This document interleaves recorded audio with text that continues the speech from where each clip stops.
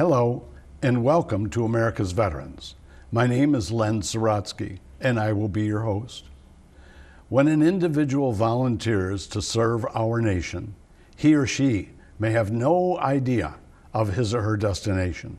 Every soldier goes to wherever he or she is sent.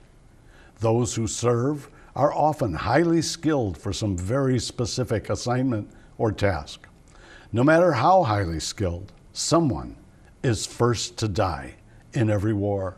Someone else is the very last to die. Luck plays an enormous role. Why him and not me? A soldier will frequently ask. On April 19, 1775, some 77 colonists stood on the green at Lexington to face up to 300 professional British soldiers.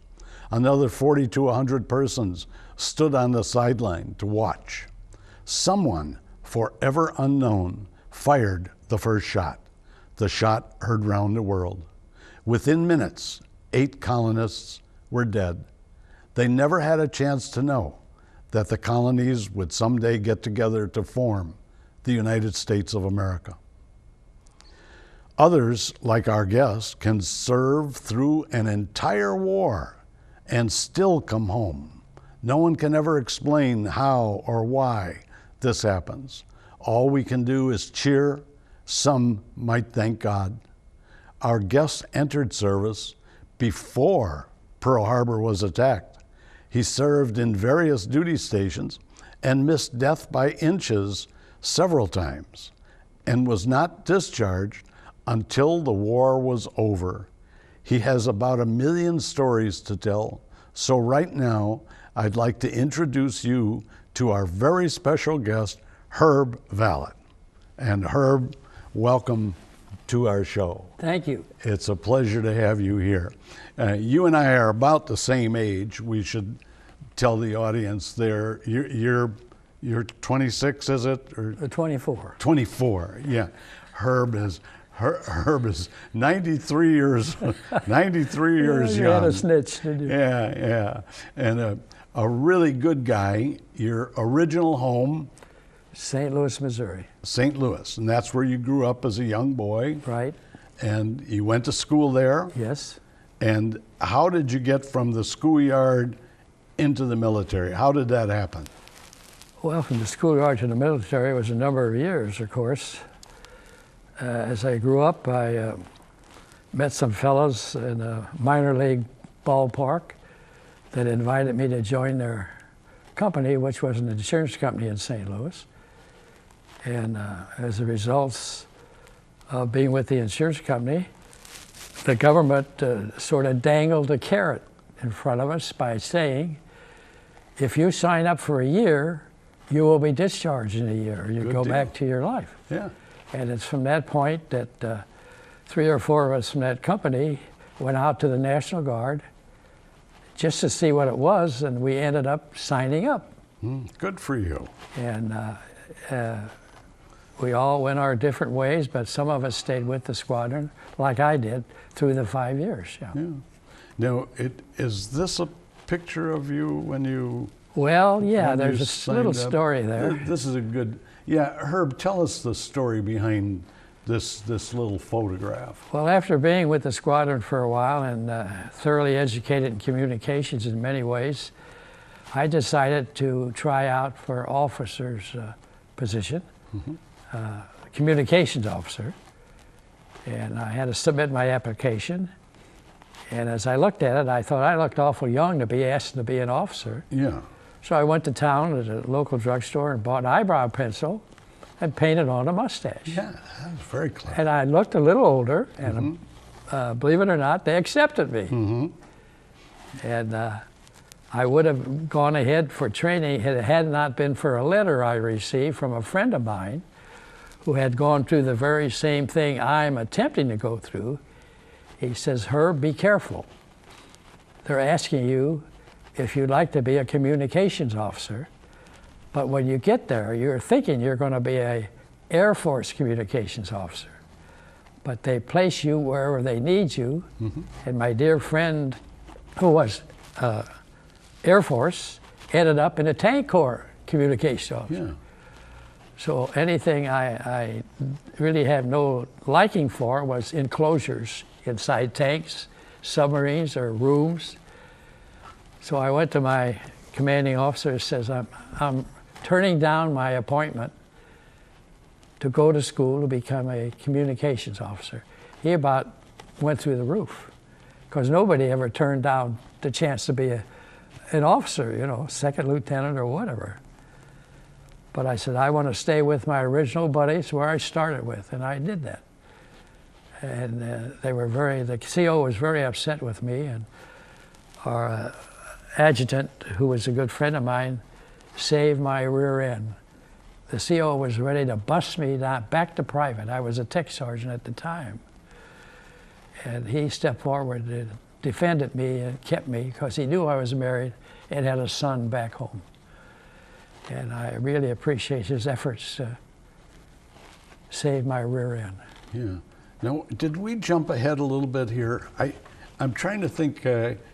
You enlisted in mid-December of 1940. 1940. 40. Right? Yeah. And so when December of 41 rolled about, you were thinking you were going to go home then, were you not? Well, I was supposed to get out December 15th of 1941. Of course. Well, you know what happened December the 7th? I think I do. I'm sure you do. Yeah.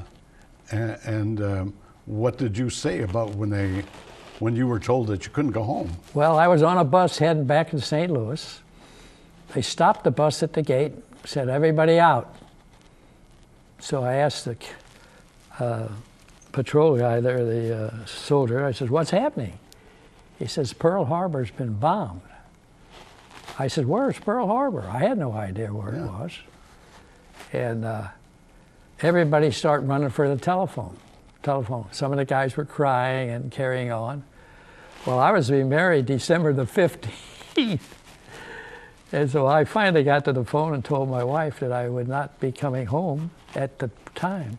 Yeah. Your fiancé? My fiancé, yeah. Okay, because I was thinking, wow, you're going to get married and you already had one? Yeah. I hope not. Yeah. But I finally got a 3-day pass for Christmas, and I got married on my 3-day pass, to be married. But I told my wife, I don't think it's wise for us to do this. I'm not going to be a crybaby, but who knows how long I may last in this conflict. Yeah. I says, should we wait? She says, we ain't waiting.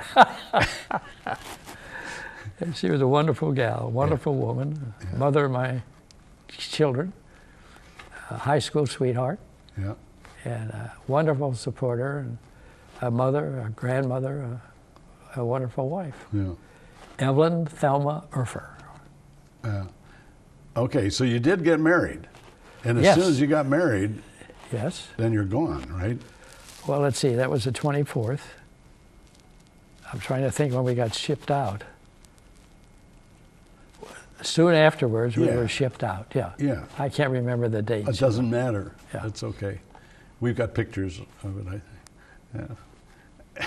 Anyway. Good. So you got shipped out, and where'd you go? Well, we shipped out of Laurel, Mississippi, and they put us on a train headed for San Francisco, California. You would not believe the train we were put on. The train was wooden cars, oval windows, wooden seats, and we traveled in these cars all the way through the Red River route to a place called Pittsburgh, California. And that kind of threw me a curve, because I thought Pittsburgh was the other end. They moved it for you. Yeah, I guess. Yeah. But that's where we shipped out of, and at the time, they said, you will join up in a convoy headed for the Pacific. Well, we got loaded aboard after training there, of course, and going through the motions of training. We got aboard a ship. We never did meet the convoy. We were a single ship all the way from Frisco area to Brisbane, Australia, all alone in the Pacific. Yeah. But even before you went over, Am I correct? Didn't you spend some time on the west coast of the U.S.? Yes, we did. Because we had the latest in aircraft at the time. Right. Called an 047. Single engine, mid-wing, retractable gear. We didn't realize that we had probably the best aircraft in the Air Force at the time. Mm. And because of that, we were asked to run patrol on the West Coast from LA to San Francisco. And so they put me in the back of a plane as radio man, gunner, to run a patrol. I didn't run a lot of them, but when they said, you sit back there and here's a 30 caliber machine gun, I said, well, wait a minute. A 30 caliber machine gun? We sight a submarine, that's going to pop off of like rocks against the wall. He says, no, you idiot, you're supposed to report it, not shoot at it. and the Navy took care of what had happened. Little did the public realize at the time, I don't think, that submarines had shelled the West Coast refineries.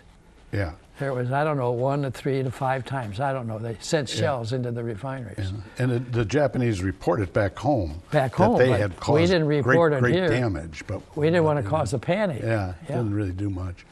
But one of the funny things happened is one of our patrol planes ran out of fuel, but he had enough to get back to the shore, just made it, landed in an artichoke field, tore up a lot of artichokes. Yeah. And that farmer was wild. Who's going to pay for my artichokes? Government had to pay again. Yeah. But you're now in that 047. Yeah. That was intended for 3 seats. Yes. Right? The 110th Observation Squadron was our That was your unit. Yeah. Now, meaning the observation, our job, beginning in St. Louis when we left, was to photograph, make maps for the Army and what have you. This plane had a 3-place cockpit, like I said. The middleman had seats. He's up here in his regular position. His seats would lower in the middle position, and below at his feet level, were 2 sort of half-glass doors that could go open. You had about 2 to 3 inches on each side where you could place your feet.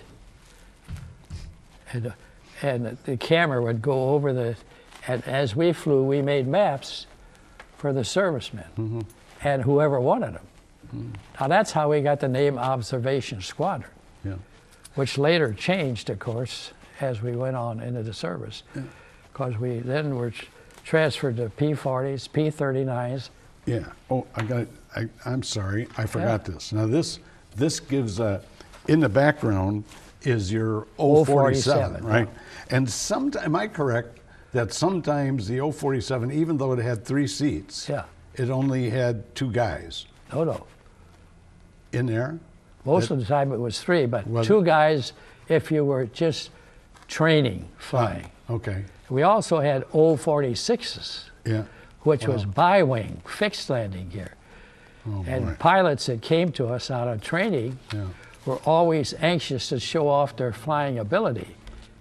And he flew me I had to get 4 hours a month for extra $60 a month because I was married and had a child, which was good, and I did it.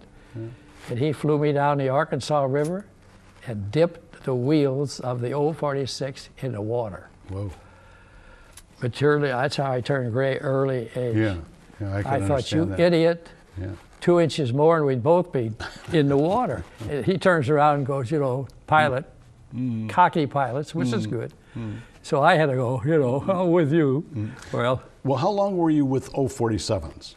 Was that because those were soon to be replaced, right? Oh, yeah. Yeah. Well, we were with 047s when they shipped us to the West Coast, of course, to run patrol. Yeah, right.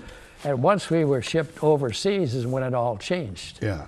And this was your plane then they changed. Right? Well, I have to back up a little. Oh, okay. Before we went to the West Coast, they changed us to Bell Air Cobras, P-39s. Yeah, okay. Now, the difference in that is, beside the guns in the wings, the 50 caliber machine guns in the wings, it had a 47 millimeter cannon in the hub of the prop. which is unusual. So we were called upon to support a lot of troop activity once we got over there, backing up the infantry as they moved with that 47 millimeter cannon in the nose. And eventually, not eventually, but soon, you did get overseas, right? Oh yeah. Yeah, you went to With Hawaii. 24 days we were overseas. Yeah. Were you in Hawaii then? No. No. Where'd you go? Well, we went from Frisco to Brisbane. Yeah. Brisbane, Australia. Yeah. And our way over, opposite the Fiji Islands, Yeah. we spotted our first periscope. Being a single ship, not in a convoy, everything went kind of panic. Boop, boop, the whistle, 18 knots, full steam ahead, and all that stuff. Zigzag. You never know when you look at a periscope whether it's a friendly one or an enemy. Right. Yeah. So I mean, the announcement was everybody below decks. I thought, if we're going to get torpedoed, you ain't finding her below decks. So the galleyway going down, I got in there, went in the corner. All the rest of the guys were going down. I stood in the corner, my back to the wall. Why would they go underneath? I don't understand that. Well, if you're going to get, I don't know. They just want to clear the decks for some reason, I guess. But you do what you're told, you know. I understand that, But as I was standing with my back to this steel wall in the corner, watching these guys go down, a big shot, boom, went off. I thought, my God. First thoughts to my mind, shows you how intelligent I am. How in the world am I going to swim back to San Francisco? Very slowly. What a brilliant mind, you know. But it was kind of funny in one respect, but not so funny in others. This is a map of the Pacific Ocean. We all know about the Pacific Ocean. I mean, we've heard there's a place called the Pacific Ocean. Yeah. But do you know how large this thing is? The Pacific Ocean is larger in area than all the land masses on Earth. Really? Yeah, all the land masses can fit in there. And in World War II, it became really important to understand this ocean because there's an estimated 30,000 islands in the Pacific Ocean. I didn't know that. Yeah. Well, that's why you're here. Your father will teach you, you know. Oh, my father? Yes, yes. And so we know that here's the United States over here, and the Pacific is big enough that it could hold approximately 18 United States could fit in this ocean. It's enormous, just enormous. It is so big, and we don't really understand that. And during World War II especially, we're fighting two wars, East Coast, West Coast. Yes. And the war in Germany, from the beginning, was always considered to be number one. That was more important. Absolutely. Yeah.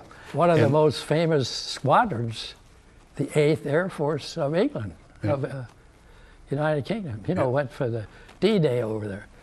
The most known squadron in World War II was the 8th Air Force. Yeah. B-17s. And P-47s, and P-51s, and A-20s, you know. Well, Herb, where Herb went from the west coast of the U.S. to the Brisbane, Australia, which is on that coast. Yeah. And did you know that Brisbane was the headquarters for MacArthur? Cryptology, for understanding the Japanese codes? I didn't know that. Yeah, no. And they did a lot. I was going to ask you if you were a part of that, because I know you were in communications, but you were not a cryptologist. Well, we had some cryptology, and ours was unusual, but anyway. Well, Australia was on Japan's list of conquests. I'm sure, yeah. Sure. And my wife and I were in Australia once, and we went to the town of Darwin on the north coast. Darwin was the only city that was ever attacked by the Japanese. Really? Yeah. And so they have a memorial there. And then after Brisbane, you kind of started coming north, right? Well, we had a little stopover in Brisbane because the government had shipped 100 P-47 fighter planes on a carrier over to Brisbane, Australia, to be prepared to be MacArthur's cover as he had his plans for the Bismarck Archipelago invasion. Yeah. And to make that possible, they had to revise the fuel tanks on the P-47 for more fuel to cover his invasion. And therefore, to do that in a P-47, they had to move some of the communication equipment back a couple of feet so they could get the tank in. And our squadron, or me and the communications and my group of men, were responsible for making that transition because the lines had to be lengthened, which was no easy job. So out of the 100 planes, after we got done with our perfect work, 95 of the 100 got in the air. Yeah. That's a pretty good percentage. But didn't that mean that somebody had to sit on the extra fuel tank? Or something? Didn't you They carry? don't sit on them. No, it was a, I mean, it was let me added. tell you what the tank was. The shape of the tank was a Christmas tree. Only held, I don't know how many gallons, I'm not sure. It was placed right behind the pilot. Yeah. The pilot behind him was a 1/4-inch steel plate to protect him from being shot by fighter planes, whatever. And that had to be placed in there. And to do that sounds simple, but it's not so simple when you have to move all the lines, you know. But we got the job done, and MacArthur himself came out to pat us on the back. Fine job, boys. He drove up in his big black Buick with #1 on the license plate, spaghetti on his hat, standing just I am, as close as I am to you. Wonderful job, boys, you know, that stuff. A little morale booster. And every time he flew somewhere, we were above and protecting him, yeah. Well, you had, not only did you have an opportunity to be this close to MacArthur, but you, in your experience, you also ran across a couple other guys who the audience would know. I guess I would have an unusual experience. I know the guys in service had a lot of experience, I know probably that. greater than I've ever had. But I'm one of the few that served under George Patton and General MacArthur. Yeah. And people say anybody that knows anything about the war knew that Patton was in Europe, MacArthur's in the Pacific. Right. So how did I ever serve under both of them? Well, where I served under Patton was my 9 weeks in the Mojave Desert, and he came in with his tanks for training before he went to Africa to meet up with this German. You told me his tank was easy to pick out of a group. Well, his tank was a little special. Yeah. George was kind of that way. Yeah. Pearl handles, chrome helmet, boots are special. Yeah. And he'd get up in the turret, and you'd see him, boy, he made a spectacle of himself. Yeah. He was a color man his of the tank? hour. You didn't mention the color of his tank. Inside painted white, Yeah. air conditioned. Rest of the tanks, no. So you got to know, not know close up, but I mean, you really had an experience with Patton Yeah, and MacArthur. yeah. And our an earlier hero, not World War I, but the first guy that did some flying for us from. Oh, Charles Lindbergh. Charles Oh, Lindbergh, yeah. I met Charles Lindbergh when I was 9 years old. Yeah. Went out to the St. Louis Lambert Airport on his return from Paris. Yeah. Got into my mother and father. That particular day, we're going out in an old Model T with friends to go out to see Charles Lindbergh. They said I couldn't go. I had to go to school. So as I was walking to school, they drove around the corner, picked me up and said, "We changed our mind, you can go." It's the best thing ever happened to me. Yeah. We get to the airport, Charles lands, he comes down, comes walking down the strip, and I'm standing there. And I remember saying, "Hi, Mr. Lindbergh," thinking maybe he'd pat me on the head or something. He went by me like a load of garbage. I ended up in his squadron. He flew in the 110th. Yeah. I think there are a lot of people who don't know that that Charles Lindbergh also had a role in World War II, not only. You're absolutely right. Yeah. He was over in our area to train pilots how to get the most out of that particular airplane. Yeah. And if my memory serves me right, I think it was a P-38. I'm not absolutely sure, but I think it was. Yeah. Beautiful airplane, twin engines. Yeah, I can't tell one from the other. This, now, let's see, am I jumping too fast? No, jump all you want. Okay, jump.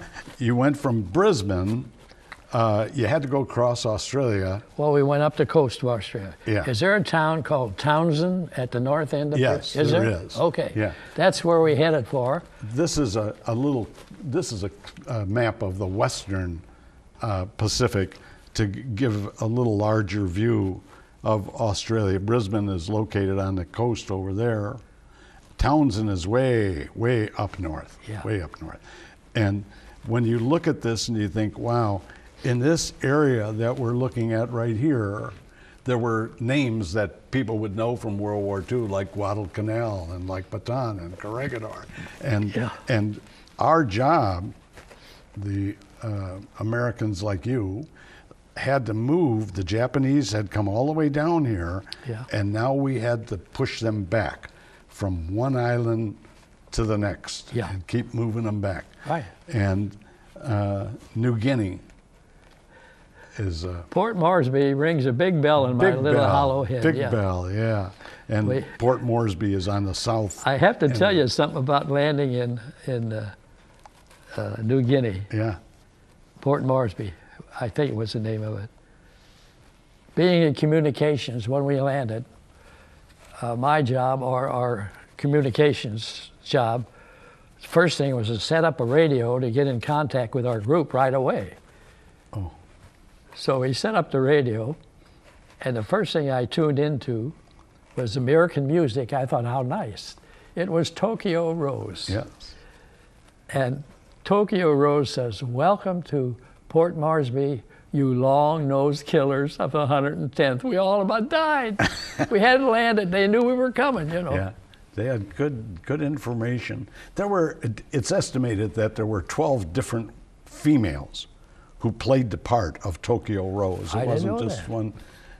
Yeah, there were the one who got the most recognition and spent time in jail was an American, and later she was set free by one of our presidents.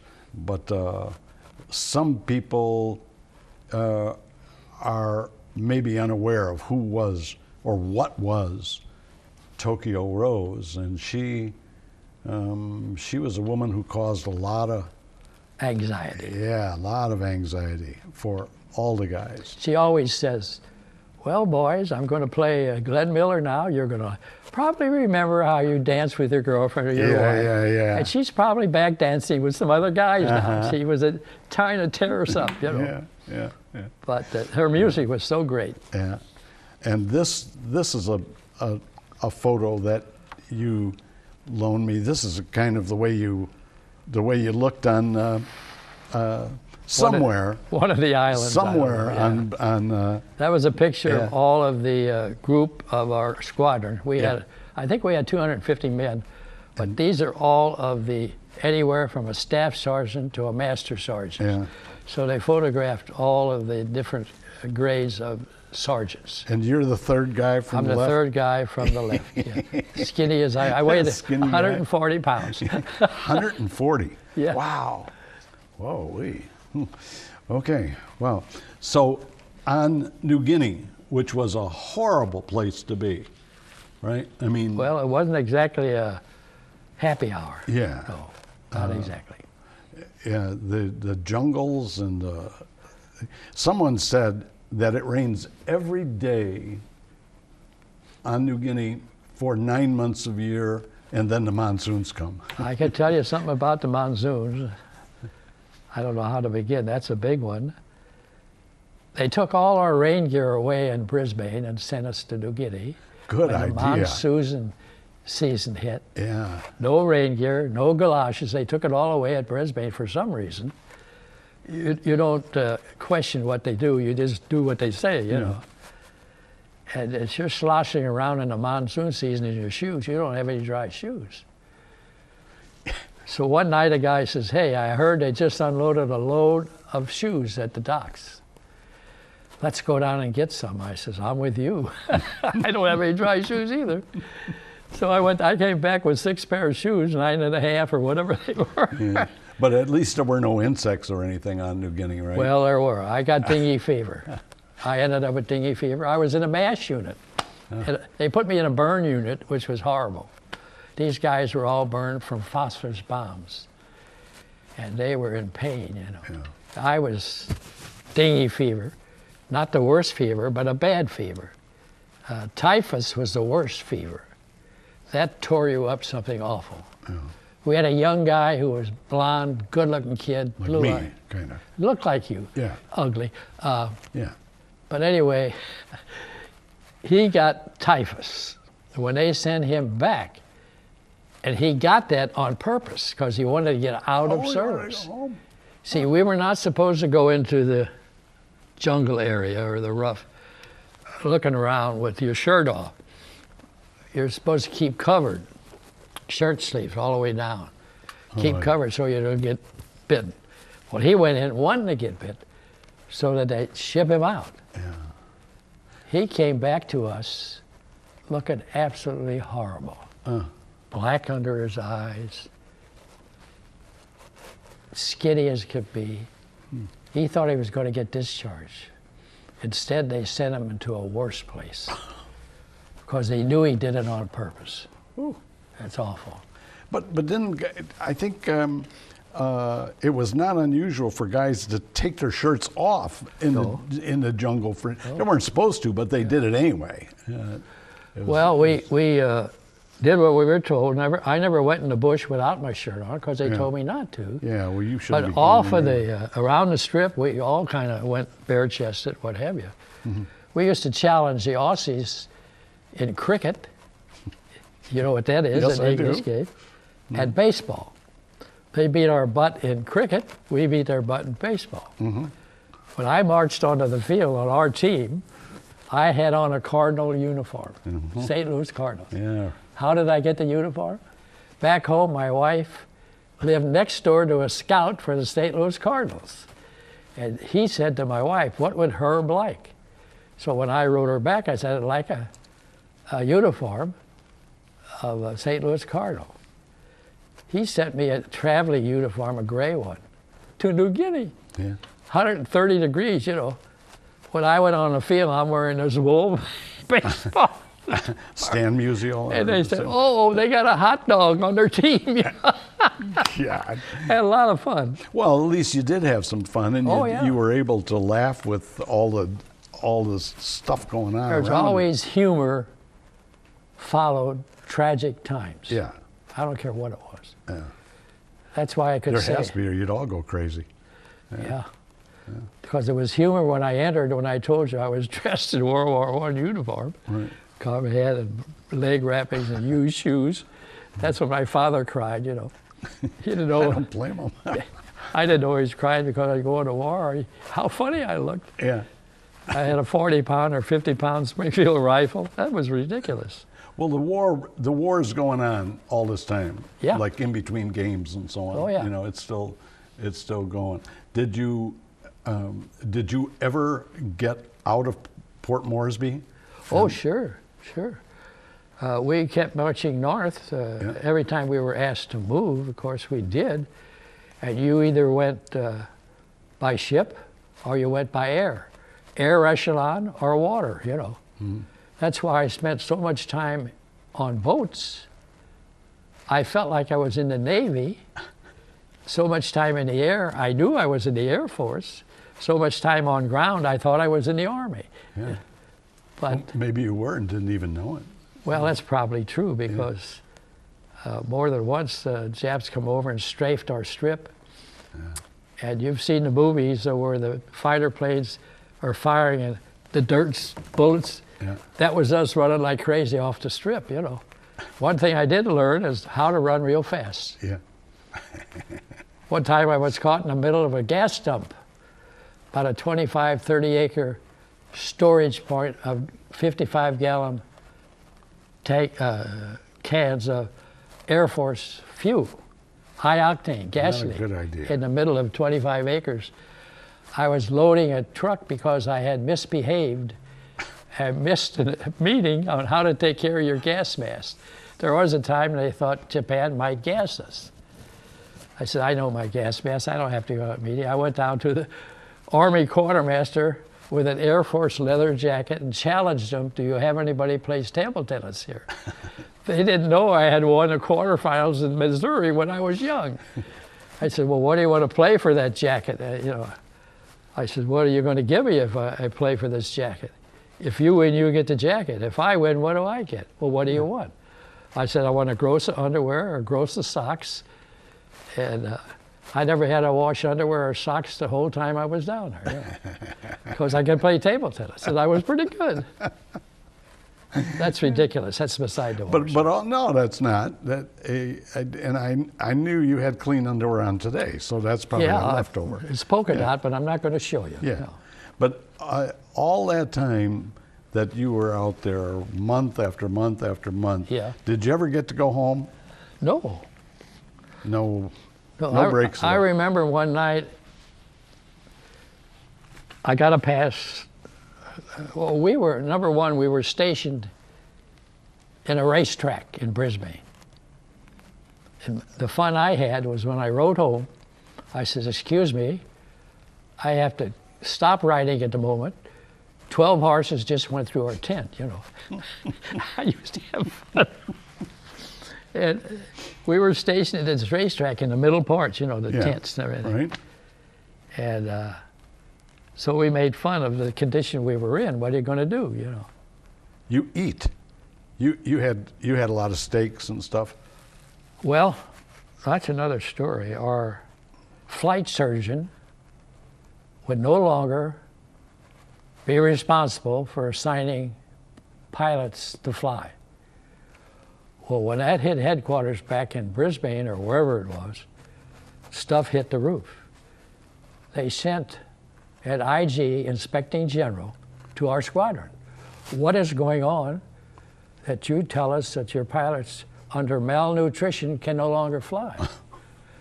And our CO says, well, how would you feel if you were eating horse meat and powdered eggs? Would that build you up much? We ate horse meat and powdered eggs, Yeah. And so as a result, the IG said, I'm going to get you a Fat Cat, which a Fat Cat is a plane emptied out of all its armament, like a B-25 in our case. All the guns were pulled off, anything of weight was sent to Townsend, loaded up with steaks and eggs because of this malnutrition report by our flight surgeon, which was true. Yeah. And when those steaks come, the whole place went crazy. Yeah. Yeah. And we had a Mexican cook, nice guy, but kind of not too thoughtful. Everybody was saying, get those stoves going. You used to have to pump up your field stove, He said, here, take this tank and shoot it in there. They gave him oxygen. You don't put oxygen in a stove. No, not a good idea. 3 stoves blew up with the steaks on the burner. Oh, geez. Steaks hit the top of the tent, fell on the ground. We picked them up, dust them off, Yeah, of course. Yeah. So those are little incidents that are humorous. How about mail? Mail was good. Yeah. It was good. Funny thing, rang another bell. I got a package in the mail, and I didn't have a chance to open it because where we were stationed at the time, we were on a long side of a road, and across the road were 55 millimeter artillery. And when they fired, because the ground troops were about a mile and a half from us, and we had our men there protecting our strip, they'd fire this artillery out that way.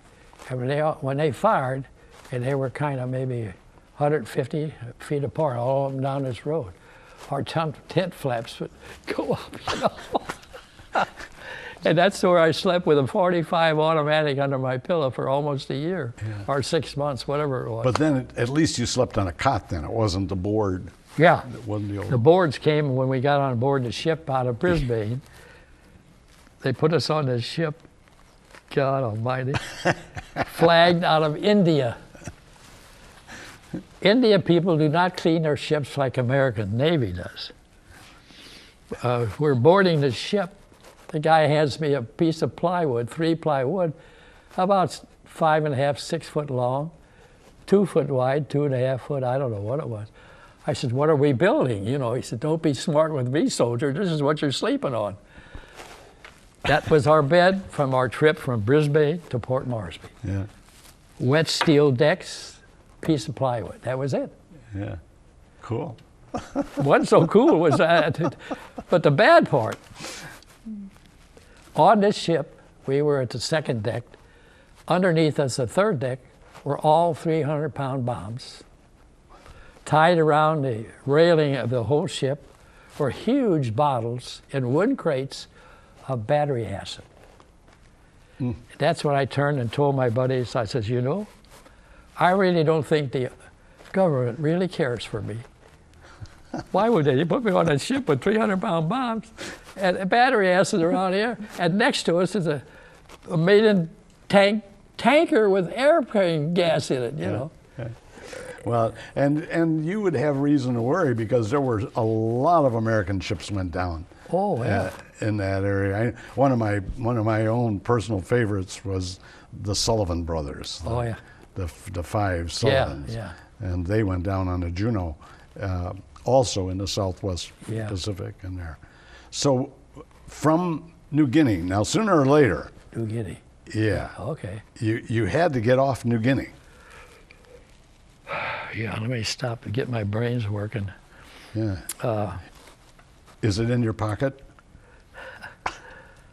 New Guinea. Oh, that's when we had moved up close to Manila in the Philippines. Right. We went into the Leyte. And that's where we lost almost an entire squadron defending when the Japs came back with a task force to retake Leyte in the Philippines. Mm-hmm. And we were asked to go out and do what we could to fight off this task force, and they shot down almost our entire squadron of B-25s. Mm-hmm. A B-25 is not made to go out and bomb destroyers, battleships. They used torpedo bombers that went in low and set their torpedoes off. B-25s were a main target. It was not a high-speed aircraft. It was fast, but not like a high-speed torpedo. No. So they shot down a good group of our men, which was awful.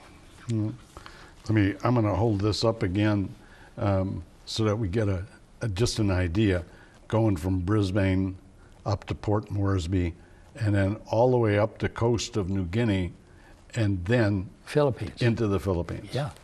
And you were such a good friend of MacArthur, I suppose he took you along when he... Well, I had dinner with him about every night. Yeah, I thought so. You bet. Yeah. Yeah. Oh, it was fun standing face to face with him, I'll tell you that. Yeah. You had to admire a guy that went through what he went through. He was the man of the hour, like Patton, man of the hour for the United States of America. Yeah. What do you remember about the Philippines? Well, the Filipino people were very happy to see us. Yes. Because we had freedom up from Japan. Japan, apparently, the Japanese were not very good to them. No. And unfortunately, when some of our replacements came, they were a little cocky, and they referred to them as gooks. And we resented that. These are Filipinos. These are not gooks. And they were kind of showing off what they thought was a smart thing to do. We're the guys that went in, and the early part of their freedom, we were there. Mm-hmm. These guys' replacements went in and a little cocky, take it over. Mm-hmm. And I thought, how awful. These are still people. Yeah. And they were good.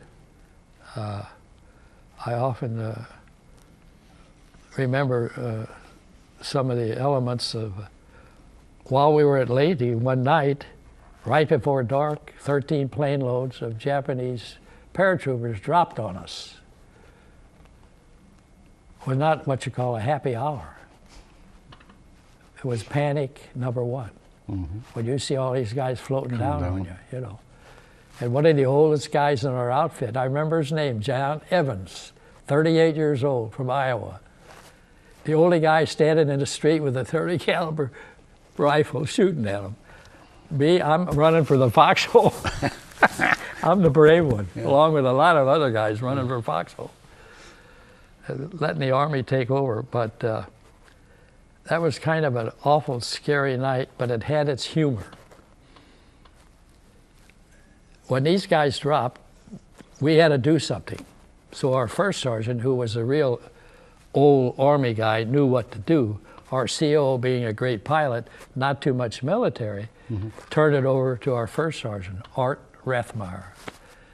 He gathered us and says, all right, I'm going to appoint an officer for every 10 men.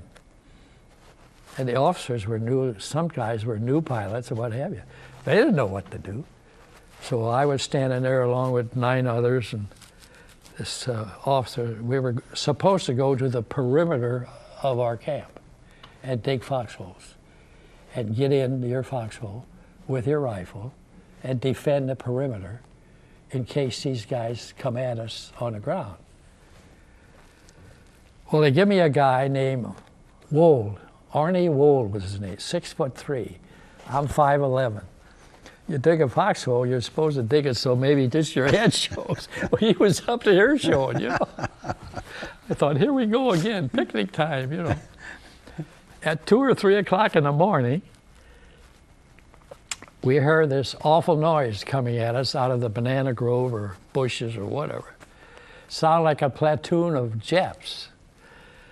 Everybody opened fire. Bang, bang, bang, bang, you know. Next morning we thought, what are we going to find? We'll probably find a lot of dead Japs. We found a few, but the main thing we found was a horse dead. What do you do with a dead horse in the middle of your camp? Probably eat it. You bury him. Yeah. Right? We dug a hole. I didn't dig it, some of the other guys. It was a Sunday, I remember, because every time the first sergeant said, I need volunteers to bury this horse, everybody says, I'm going to church. Well, you haven't gone to church the whole time we've been over here, you know. And we buried the horse. 4 days later, the horse came back to visit us. He swelled up, came back out of the ground. Oh, jeez. Had to repair him. That's not the bad part. After we reburied him, the other squadron across the road came over and painted the horse on our scoreboard. That caused an explosion, boy. The RCO went out of his head, you know. Yeah.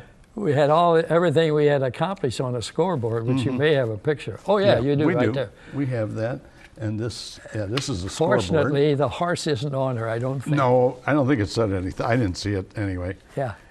But it does list some of the places Does it really? where the 110th was. I think isn't that what that is? Hadji, Goosap. Goosap was nicknamed the Valley of Death. Yeah, that was our first. Port Moresby, Leyte, Mindoro, Luzon. Yeah. Yeah. I was up with him through Luzon. Yeah. And that's when the point system came about. Okay, tell me about the point system. Well, a directive came out of the government that anybody with 84 points or more was finished with the war, because the war was coming to an end. We were. How did you earn the points? So I don't get that, Herb. Well, What was that? for every, I don't know, I have Like on length board, of service or something like every combat zone you were in, you got so many points. that? Okay. Everything you did, like when we ran patrol on the West Coast, we got points. I forget everything was listed, but anyway, when they came out with 84 points, I had 110. So they said, Herb, you're going home on a first boatload out of Manila. I thought, wonderful. Little did I know, it could have been my last boat ride. 10 miles out of Manila, 12 miles off course, midnight in the China Sea. We hit a reef going 18 knots, which is top speed, head on. Ship went up on the reef, 30 feet in the air. The bow was out of the water, but there was a big hole in the bow. That's the only thing that kept us afloat, I guess. It was good it was out of the water. So what do you do when you hit a reef midnight in a China Sea? Call AAA. Well, they looked for their cards and they couldn't find it. So they went to the next thing they weren't supposed to do. They turned on a searchlight, where are we? Which says, here we are, Japan. We're in the China Sea, come and get us. They broke radio silence back to Manila, send tugboats, we're stuck on this reef, bring material. We have a 20-foot hole in the bow. And so at noon the next day, the tugboats arrived, because we were only 10 or 12 miles out of Manila. Blankets and timber, while the ship was still on an angle on the reef, they drove timber and blankets to plug the hole, then they pulled the ship off. Then we went on to Leyte in a floating repair thing, floating docks, repair docks. They patched the hole, took us 10 days back in Leyte. Then we were sent on our way, and 24 days later, landed back at San Diego. Before we leave the Philippines, Yeah. I remember you told me that you kind of, I won't say you snuck into Manila, but I guess you did, sort of. Oh, we did, yeah. You weren't supposed to go Yeah. in, and you wanted to see the release of... Well, an announcement came through, and we picked it up in our contact on the radio that they were going to release all prisoners. There's a famous prison camp in Manila. I can't think of the name of it anymore. I don't remember either. They said they were going to release them on a certain day. So my chief, I was a section chief, my chief said, Herb, how'd you like to go to Manila?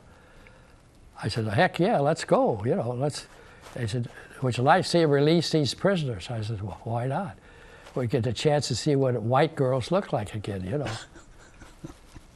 And any chance we had to see nurses get off the aircraft, we'd race to the strip to see, my God, there's a white woman, you know.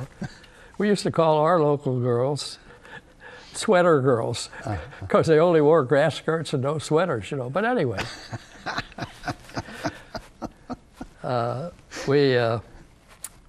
he says, I can get a command car. Well, a command car is like a touring car, yeah. Canvas roof, not enclosed. The chief is driving. I'm sitting up front with him. Three other guys are in the back, heading for Manila. We get on the outskirts of Manila, and the MPs say you can't go no further. You're not allowed into Manila. So we turned us around, went back, and on our way back, we saw railroad tracks.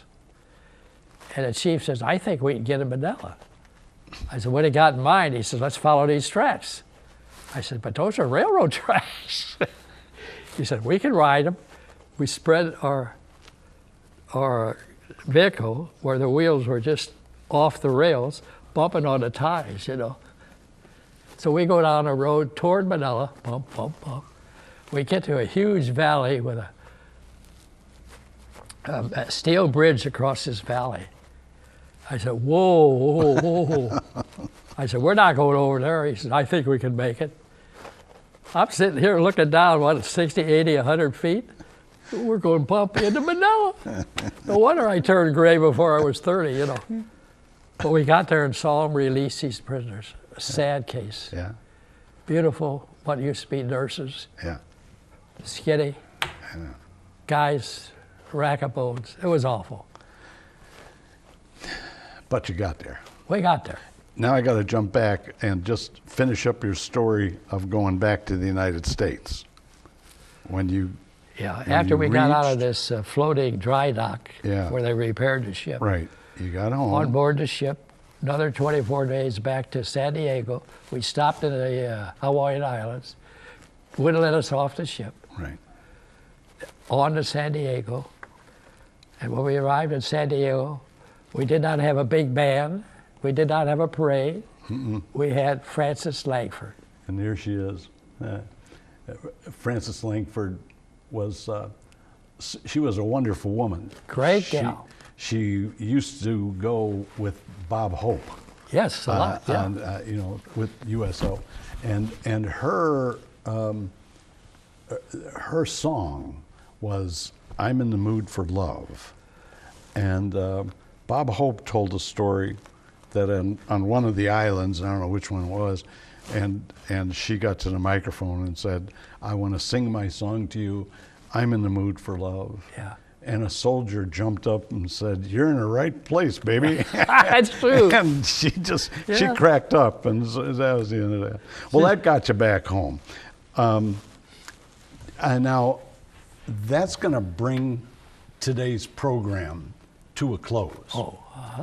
An enormous amount of gratitude is extended to our special guest, Herb Vallat. Special thanks to the staff of METV for producing our program and making it available to our audience.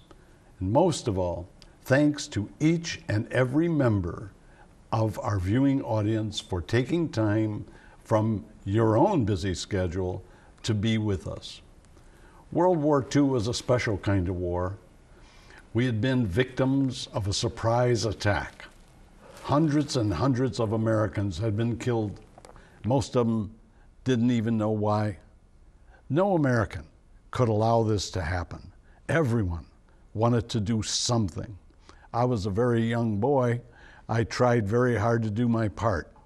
Every movie had an intermission, and Red Cross workers would walk around the theater with collection pans. Almost always, I would drop 2 pennies in the pan. At school, on Fridays, teachers would sell patriotic stamps. I would try for 1 10-cent stamp each week. In all my spare time, I would collect aluminum from everywhere I could find it. I would make a huge ball and then take it to the local junkyard. That was enough to create some sort of a fighting tool. When the war started, our population was about 130 million. More than 16 million served in our armed forces. The average length of active duty was 33 months. Herb Vallat was on active duty just under 60 months, or 5 years. He tells me he is no hero. I say, yes, he is. Freedom is not free. Its cost is very expensive. Today, our freedom is protected by less than 1% of our population. Are we ready? I don't think so. God bless our veterans. God bless our men and women in service today, and God bless America.